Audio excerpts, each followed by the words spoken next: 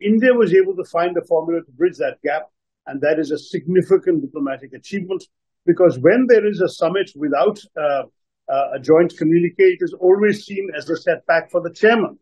Here, the chairman has pulled off a diplomatic triumph. That is the positive thing.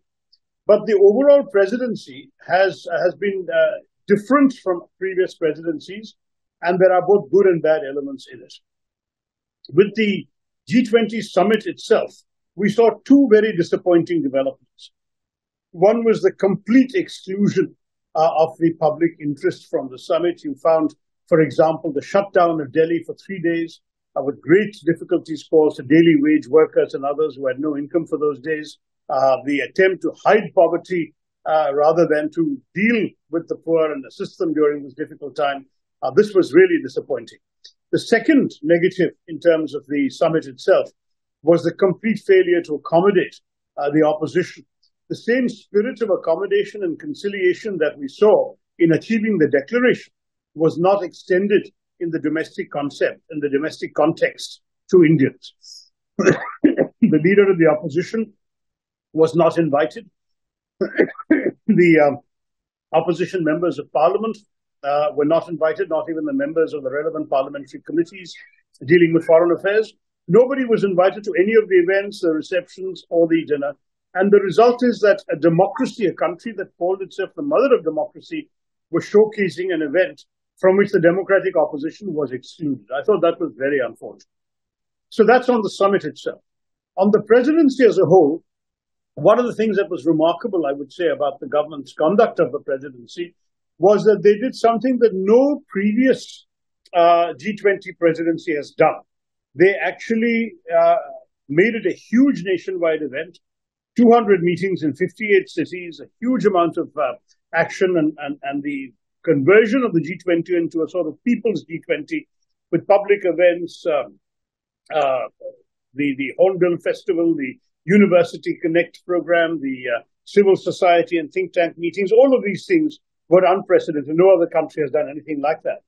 And that is in some ways both a credit to India for taking the message of the G20 to the entire people, but it's also an attempt by the ruling party to instrumentalize the G20 as something that will turn out to be an asset for them politically.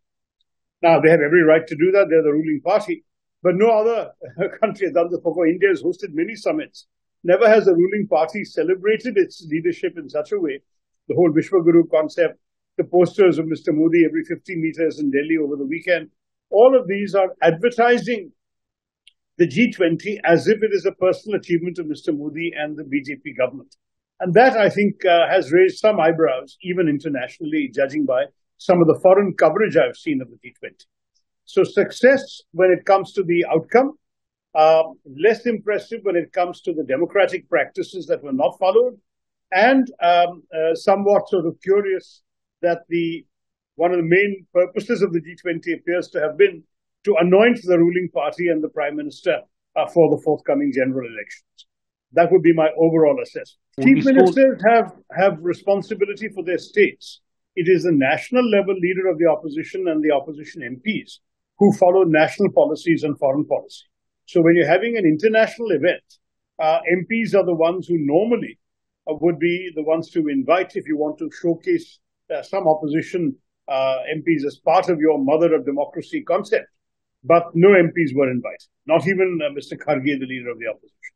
That is unprecedented, surprising, and disappointing. This was a new development. I think while something like the admission of the African Union was expected, even telegraphed well before the summit, and whereas even some of the other agreed language on debt relief, on sustainable development, and so on, all of that can be advertised as successful, but it doesn't really connect to any concrete outcome so far. It's just, capable, pious platitudes, one might say, which were well done, no problem with it. But at the same time, one could definitely argue that that alone does not give us enough to be celebrating. The India-Middle East EU initiative is completely new, not something that was anticipated earlier, and that has tremendous potential for the future, provided it is implemented properly.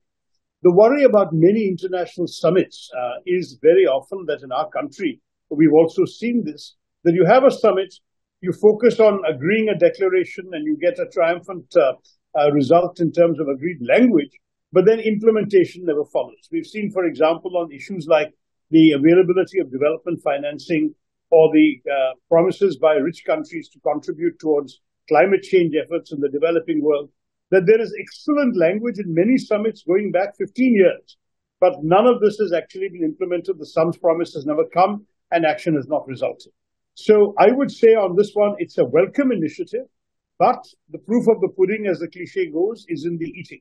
We will have to see how well this is implemented in our country and in the other countries that are part of this initiative. I'm in touch with both Amitabh Kant, the G20 Sherpa, and with our foreign minister, and I would congratulate them because what they have done is certainly very, very good for India.